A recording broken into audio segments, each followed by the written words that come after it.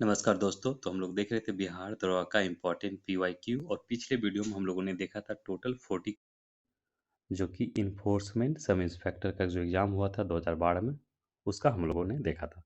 तो चलिए उसे आगे कंटिन्यू रखते हैं और देखते हैं क्वेश्चन नंबर 41 से। 41 नंबर क्वेश्चन है, इंद्रधनुष में सबसे बाहर की ओर सबसे बाहर की ओर कौन सा रंग होता है? तो इंद्रधनुष में आपका जो सबसे बाहर का जो कलर होता है वो लाल होता है, ठीक है। और इंद्रधनुष दो टाइप का बनता है, एक तो आपका हो गया प्राथमिक इंद्रधनुष, एक हो गया आपका द्वितीयक। तो जो प्राथमिक होता है उसमें आपको ऊपर की ओर लाल रंग दिखेगा, ठीक है। जबकि द्वितीयक इंद्रधनुष में आपको लाल रंग जो है वो सेंटर अंदर की ओर दिखेगा। आगे बढ़ते हैं। तो देखिए इसमें कौन कौन सा कलर हो गया आपका, वॉल्वेट हो गया, सबसे अंदर हो गया, ये प्राथमिक इंद्रधनुष का हो गया। उसके ऊपर आगे बढ़ेंगे तो हम लोग Indigo blue, green, yellow, orange और रेड, ये जो वैरी करता है आपका 3900 एंगस्ट्रॉम से लेकर 7800 एंगस्ट्रॉम के बीच इसका जो आपका तरंगदैर्घ्य हो गया। चलिए आगे बढ़ते हैं। नेक्स्ट देखेंगे, क्वेश्चन नंबर दूसरा देखेंगे, निम्न में से कौन सी एक महत्वपूर्ण हरित गृह गैस है, ग्रीन हाउस गैस? तो इनमें से कौन सा हो जाएगा आपका green house gas? Carbon dioxide हो जाएगा ग्रीन हाउस गैस के अंतर्गत।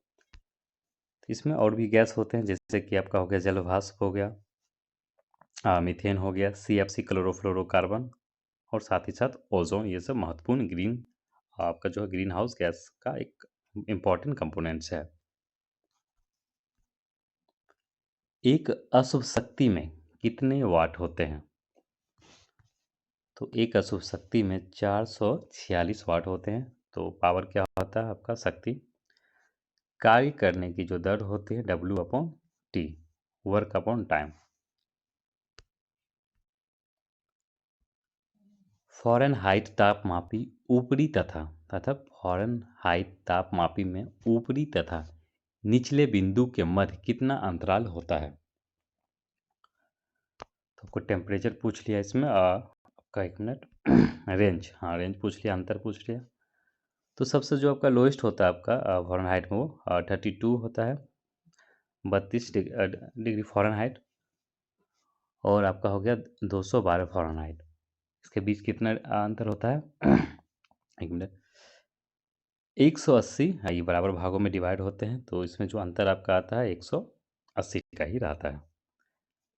एक रिलेशन है, याद रख लीजिए, फ़ारेनहाइट डिग्री सेल्सियस में वो आपका हो जाएगा, देखिए सेल्सियस C/5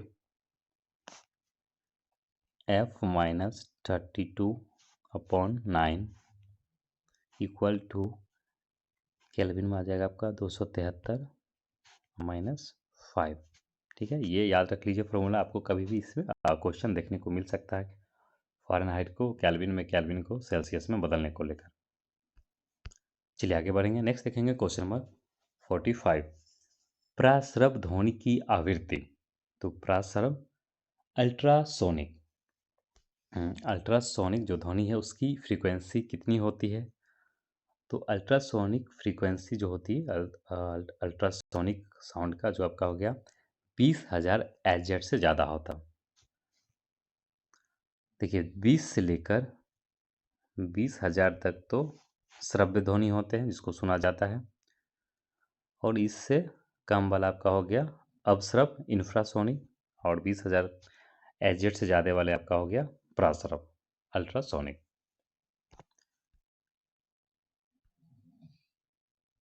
क्वेश्चन नंबर देखेंगे 46, रेडियो सक्रिय पदार्थ। तो रेडियो सक्रिय पदार्थ भंडारित करने के लिए बने पात्र किससे बने होते हैं? रेडियो सक्रिय पदार्थ को भंडारित रखने के लिए जो जिस पात्र का, जिस बर्तन का यूज होता है वो लीड होता है, लीड का होता है। तो लीड के बर्तन में हम लोग रेडियो सक्रिय पदार्थ को रखते हैं।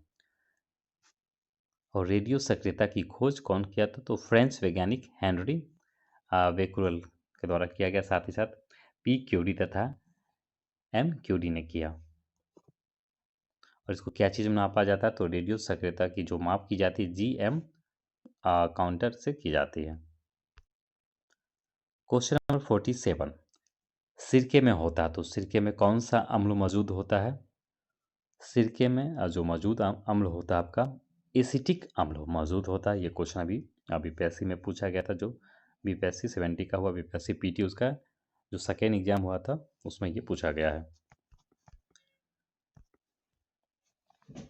और भी कुछ दिया गया, जैसे आपको हो गया खट्टे दूध में लैक्टिक अम्ल हो गया, सिरका हो गया आपका, सिरका साथ ही साथ अचार, तो सिरका साथ ही साथ अचार में जो होता है आपका कौन सा अम्ल, एसिटिक अम्ल हो गया। और सोडा वाटर या कोई भी जैसे अन्य हम लोग जैसे कोल्ड ड्रिंक वगैरह हो गया, पेय पदार्थ जो इस टाइप का आते हैं उसमें कार्बनिक अम्ल होते हैं। हैबर पराक्रम क्वेश्चन नंबर 48,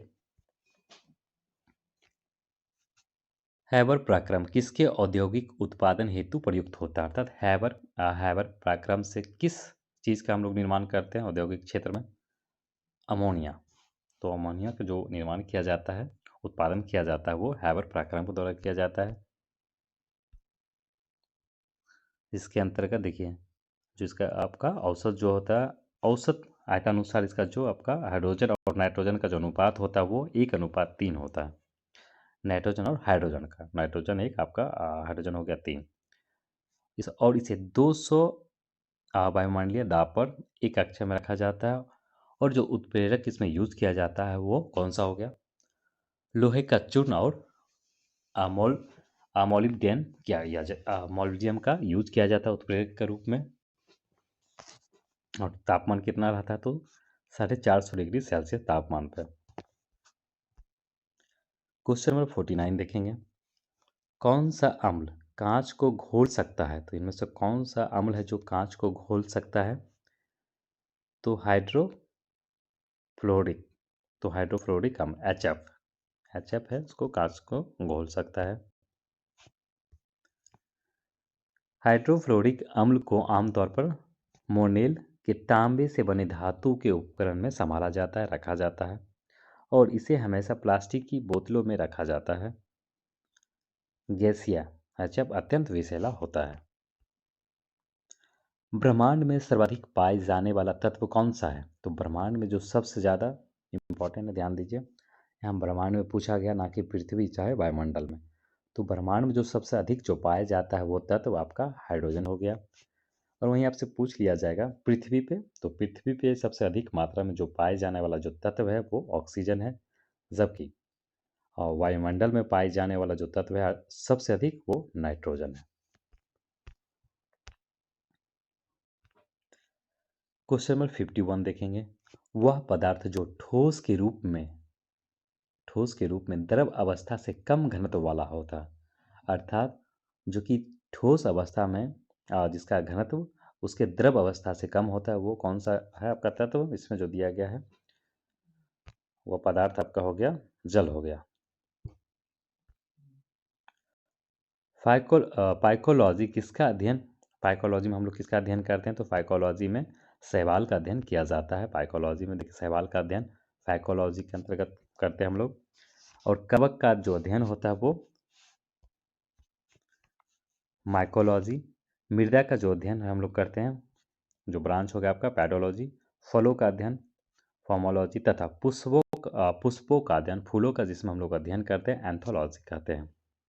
और जो लाइकेन होता है वो कवक और शैवाल से मिलकर बना होता है। क्वेश्चन नंबर 53, किन में कार्बोहाइड्रेट नहीं होते? तो इनमें से कौन सा दिया गया है ऑप्शन जिसमें कार्बोहाइड्रेट नहीं होते हैं? तो कार्बोहाइड्रेट आपको वायरस में नहीं देखने को मिलता है, ऑप्शन हो जाएगा बी। चलिए क्वेश्चन नंबर 54 देखते हैं, थायराइड निम्न अंग तंत्र का भाग है। तो जो थायराइड है वो अंतःस्रावी तंत्र का एक भाग है। ये देख लेते हैं इसका थोड़ा सा सोल्यूशन। तो देखिए थायराइड अंतःस्रावी ग्रंथि है, इससे निकलने वाला जो हार्मोन्स होते हैं वो थायरोक्सिन होते हैं, और इसमें आयोडीन अधिक मात्रा में होता है। थायरोक्सिन में क्या होता है मौजूद? आयोडीन होता है। और हम लोग जानते हैं आयोडीन की कमी से कौन सी बीमारी होती है? तो जो आपका है घेगा नामक रोग होता है। सॉल्क टीका किसके लिए होता है? तो सॉल्क का जो टीका दिया जाता है वो पोलियो के लिए लगाया जाता है। और डीपीटी का जो टीका है, तो डीपीटी का जो टीका वो किसके लिए यूज़ किया जाता है, तो डिप्थीरिया, काली खांसी एवं टेटनस से संबंधित है। पोलियो, चेचक, खसरा तथा रेबीज वायरस जनित बीमारी जो वायरस से होते हैं, एवं डिप्थीरिया, काली खांसी, टेटनस तथा कलरा ये जीवाणु के द्वारा बीमारी होने वाला है। और रेबीज के जो टीके की जो खोज है वो लुईस पास्चर ने किया था।